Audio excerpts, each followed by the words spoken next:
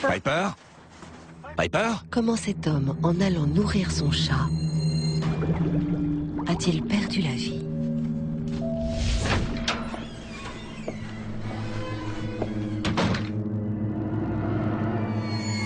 La cire peut-elle tuer?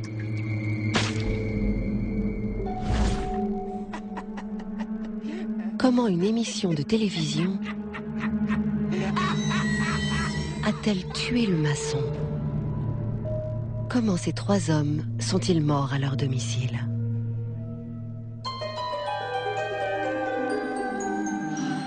La mort frappe de bien des manières différentes, plus qu'on ne saurait l'imaginer.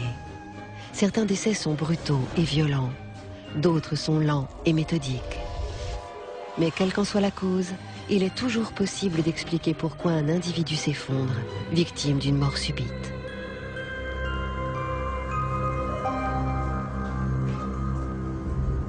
Rifton, une petite ville côtière de Nouvelle-Zélande, le 15 août 2001. Sheldon Morgan, qui vient de réemménager chez sa mère, doit nourrir le chat. En Nouvelle-Zélande, août est un mois d'hiver. Dehors, la température est en dessous de 0 degré.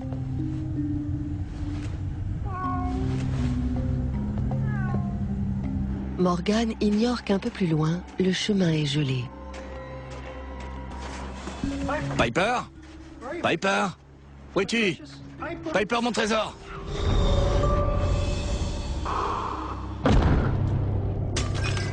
Morgan est assommé par le choc. Et par malchance, il tombe le visage en avant dans le bol du chat. A priori, le détail ne semble pas important. Mais selon le docteur Goldman, expert en biologie, ce bol peut le tuer. On peut se noyer dans très peu d'eau. Quand l'eau entre dans les poumons, ça empêche l'absorption d'oxygène et le rejet de dioxyde de carbone. Il ne faut pas nécessairement une grande quantité d'eau. Le bol du chat ne contient pas plus de quelques centimètres d'eau. Mais comme le visage de Morgan est submergé, c'est suffisant pour provoquer une noyade sèche. 15 à 20% des personnes qui se noient sont victimes de ce qu'on appelle une noyade sèche. C'est-à-dire qu'ils se sont asphyxiés dans très peu d'eau. Cette petite quantité d'eau qu'ils ont inhalée par le nez ou par la bouche est aspirée. Ils inspirent et le liquide pénètre dans les voies respiratoires. Quand il atteint le larynx, il peut déclencher un spasme. C'est ce qu'on appelle un laryngospasme. Ce réflexe est une contraction involontaire des muscles entourant le larynx. Il peut être déclenché pour empêcher l'eau, les mucosités ou même le sang de pénétrer dans les poumons. Les cordes vocales se bloquent, rendant la respiration impossible. Ça empêche l'eau, mais aussi l'oxygène d'entrer dans les poumons. Privé d'oxygène dans les poumons, le corps déclenche un autre réflexe qu'on appelle le réflexe de plongée des mammifères. Le docteur John Rudka connaît bien ce phénomène. Le réflexe de plongée des mammifères protège le cœur, parce qu'il l'oblige à ralentir. Il réduit également l'activité métabolique cérébrale pour protéger les cellules du cerveau. La première conséquence est donc le ralentissement important du rythme cardiaque. Le corps essaie ainsi de conserver un apport minimum en oxygène dans l'appareil circulatoire. Le sang est redistribué vers les poumons pour les empêcher de gonfler, évitant ainsi un collapsus pulmonaire. Puis la circulation sanguine vers les extrémités ralentit. Et finalement, le cerveau consomme l'oxygène disponible dans l'organisme. L'activité cérébrale ralentit, ce qui provoque souvent un état de mort apparente. En cas de noyade, l'organisme lutte ainsi pour préserver le cœur, les poumons et le cerveau. Mais Morgan est évanoui. Tout dépend de son niveau d'inconscience. À mon avis, son réflexe de tout devait être supprimé. Donc, il ne pouvait plus expectorer l'eau contenue dans ses poumons. Cela fait maintenant 3 minutes que le visage de Morgan est submergé. Au bout de 3 à 5 minutes, il aurait fallu que quelqu'un sorte son visage de l'eau, l'allonge sur le dos et tente de le réanimer s'il ne respirait plus. Mais personne ne vient au secours de Morgan. Et une autre minute s'écoule. Sans intervention, s'il n'y a personne pour vous aider, si les secouristes n'arrivent pas pour vous porter assistance et éventuellement vous intuber, vous allez vous asphyxier. Un sort auquel Morgan semble destiné. C'est une question de temps. Au bout de quelques minutes, c'est l'arrêt cardiaque et la mort. C'est malheureusement ce qui est arrivé à Sheldon Morgan. La cause de son décès est très certainement un arrêt cardiaque. Par malchance, Sheldon Morgan s'est noyé dans moins de 4 cm d'eau.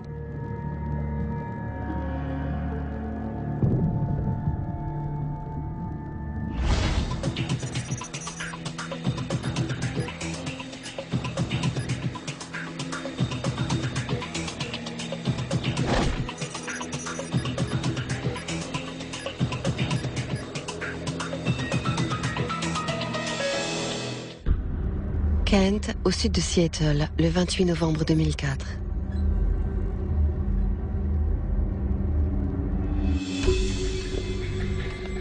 Aidan Bray, 24 ans, vit seul dans un bungalow.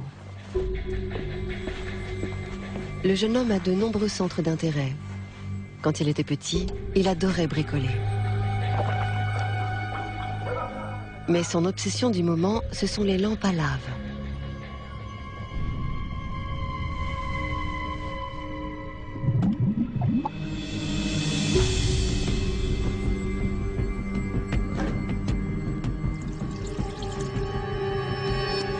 Une passion qu'il partage avec l'historien de la pop culture, Anthony Vose, qui connaît bien ces objets. Elles ont été commercialisées en 1963 par un monsieur appelé Edward Craven Walker. Il a embauché beaucoup de chimistes et toute une équipe pour mettre au point la formule. Et cette formule, depuis le mélange de la cire jusqu'à la façon dont le liquide entre dans la lampe, est restée secrète. La composition exacte est sans doute un secret bien gardé, mais son fonctionnement est à la portée des lycéens. Le liquide n'est rien d'autre que de l'eau mélangée à un tensioactif qui se disperse tout en flottant. C'est une affaire de densité, tout simplement. Quand vous chauffez la lampe, la cire fond progressivement. Des bulles se forment et commencent à monter. Une fois en haut, elles redescendent parce que la température est moins chaude. Le processus n'est pas instantané. Il faut parfois 4 heures avant que la cire soit suffisamment fondue pour se mettre en mouvement. Aidan Bray n'avait sans doute pas autant de patience. Je crois savoir ce qu'il voulait faire. Il essayait sans doute de la faire chauffer plus vite et il s'est dit « je vais la faire chauffer sur la cuisinière ». Mais les lampes à lave sont conçues pour fonctionner avec des ampoules de 40 watts. Louis Bloomfield, professeur de physique, nous explique pourquoi il est très dangereux de faire monter la température trop rapidement. La lampe était sur la cuisinière et l'eau chauffait de plus en plus. Une partie se transformait en vapeur en haut du récipient et l'accumulation de vapeur a augmenté la pression à l'intérieur.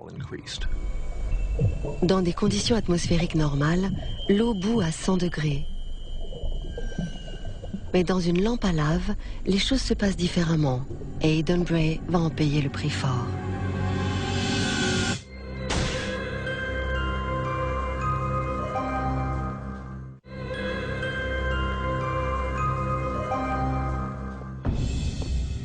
Le 28 novembre 2004, Aidan Bray veut faire fonctionner sa lampe à lave.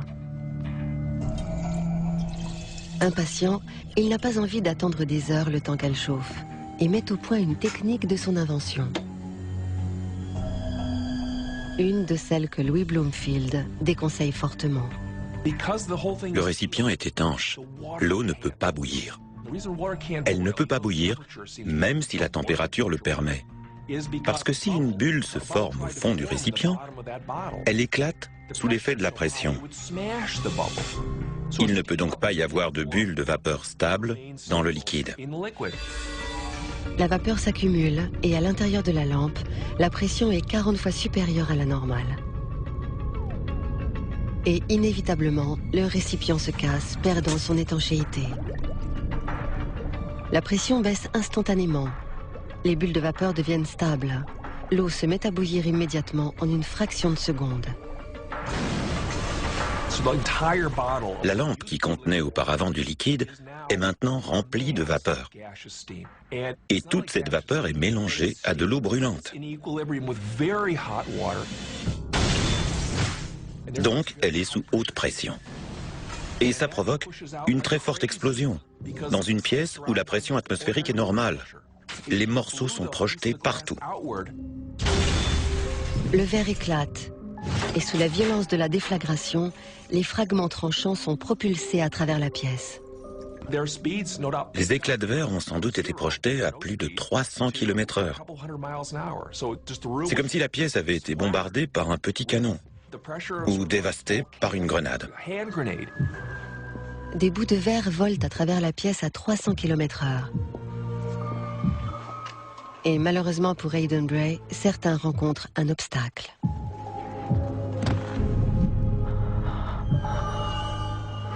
Son cœur.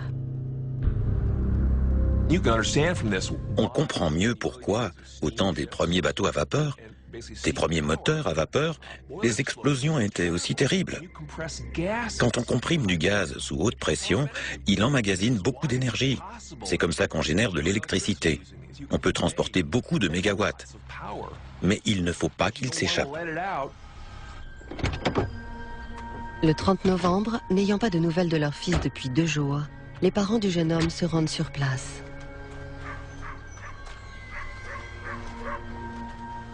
Ils ne constatent rien d'anormal à l'extérieur. Ils décident alors d'entrer dans le bungalow.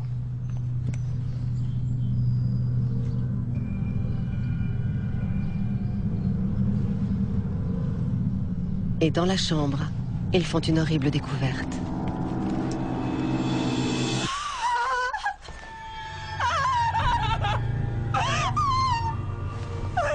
Leur fils a connu une mort insolite.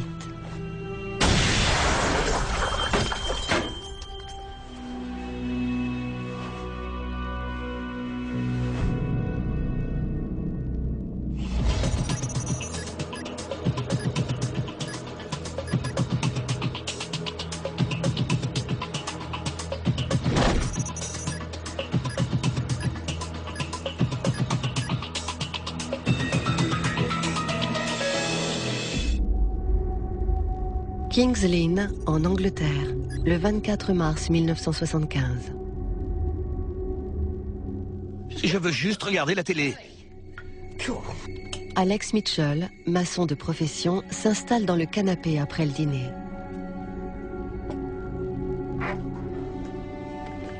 A priori, c'est une soirée comme les autres. The Goodies est le programme préféré de Mitchell, qu'il regarde religieusement chaque semaine.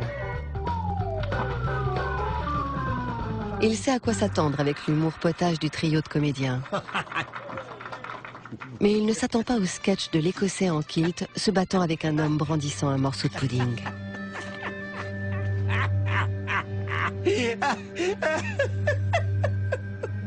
Mitchell trouve la séquence irrésistible. Tu es la seule personne au monde à trouver cette émission amusante. Et quand Mitchell commence à rire, impossible de l'arrêter.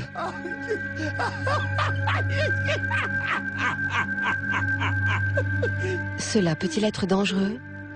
Clifford Seacoon est surnommé Dr Rire. Il connaît bien les effets du rire sur l'organisme humain. Ça réduit le stress, stimule le système immunitaire, soulage la douleur, diminue l'anxiété, stabilise l'humeur, repose notre cerveau, favorise la communication et la créativité, entretient l'espoir et le moral, donne de la résilience et permet de rester en meilleure santé. Tout cela a été démontré dans des recherches.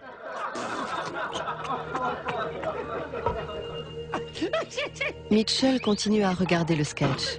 Cela fait maintenant 6 minutes qu'il rit sans discontinuer.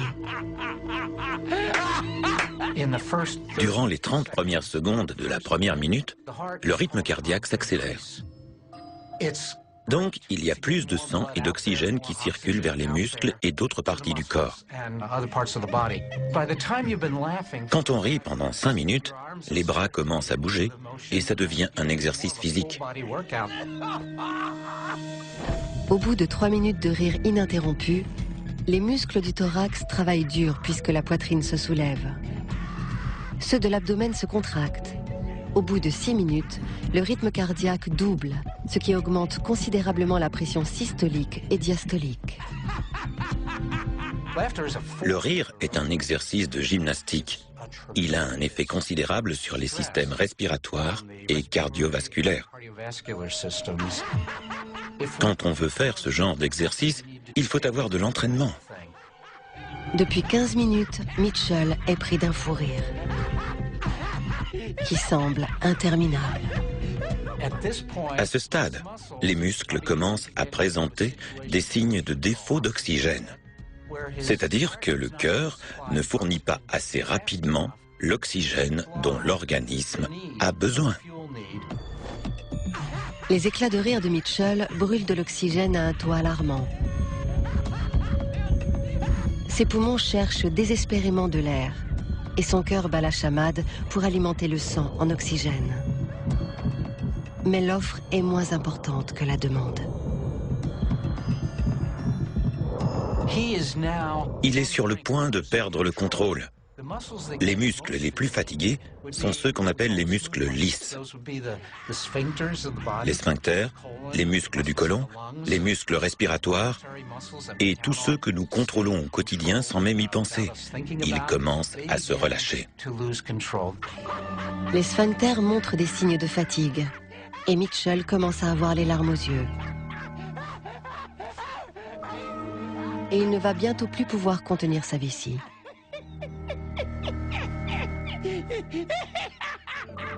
Cela fait 20 minutes maintenant que Mitchell rit à gorge déployée et il ne peut plus s'arrêter. Il continue à rire, non plus à cause de l'émission, mais parce qu'il se fait rire lui-même. Le rire est contagieux, il a un effet autostimulant. Mitchell ne peut plus parler. Sa vessie a lâché et son corps est dangereusement privé d'oxygène. Si une personne n'est pas en excellente forme physique, elle aura du mal à survivre à un fou rire de 20 minutes aussi intense. À ce moment-là, le cœur bat au-delà de ses capacités. La pression artérielle et la température corporelle grimpent en flèche, ce qui augmente encore le besoin en oxygène. Ça devient un véritable supplice. La conséquence la plus probable, c'est un infarctus, une attaque ou une asphyxie.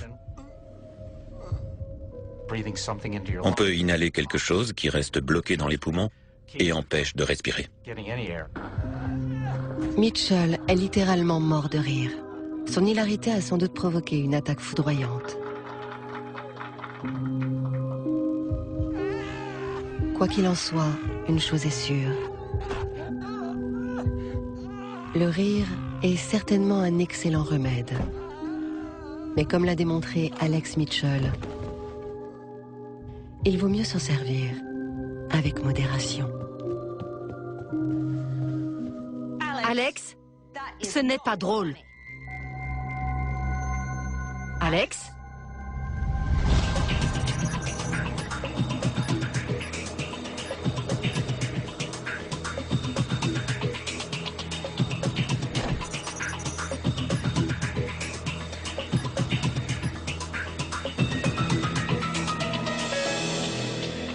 Alors n'oubliez pas, même une infime quantité d'eau peut être mortelle. La patience est parfois plus qu'une simple vertu. Et enfin, le rire peut être fatale. Nourrir le chat. Piper? Entretenir sa passion. Et passer une bonne soirée devant la télévision. 3 activités apparemment sans danger. Si rien ne vaut un chez-soi, notre domicile peut aussi être le théâtre d'une mort aussi subite qu'inhabituelle.